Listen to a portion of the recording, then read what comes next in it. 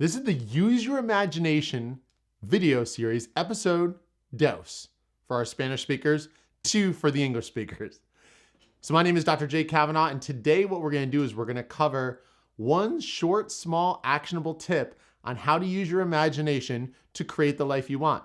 Now, your imagination is one of the biggest gifts that you have. However, how often do you use it? You know, it's like having a Ferrari in the driveway or a Ferrari in the garage, but you never turn it on and you never drive it, never leaves the house, right?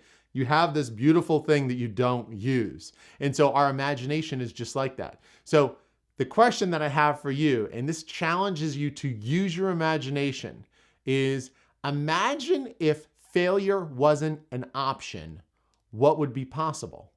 All too often when we try to achieve things in our life, we're always talking ourselves out of things instead of talking ourselves into things. And so imagine if failure wasn't an option. And a lot of times if you do that, what happens is you start opening these possibilities and you start opening your mind and you say, well, geez, I would probably do this. I might do that. You know, I would even try this. And before you know it, you start getting excited and your vibe raises up. You start to raise your vibe. And when that vibe and those emotions start to elevate, it kind of just lifts you up and you say, wow, you know what? Maybe I will try this. And so ask yourself that question. Imagine what would be possible if failure wasn't an option.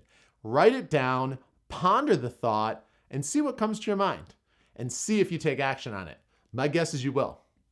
Thanks so much for watching, and we've got video 3 coming up soon. So hope you enjoyed video 1, and of course today's video number 2, and would love to hear your thoughts below. And check out thevibemindset.com for some more awesome information that will really inspire you to create the mindset that you want to create the life that you want.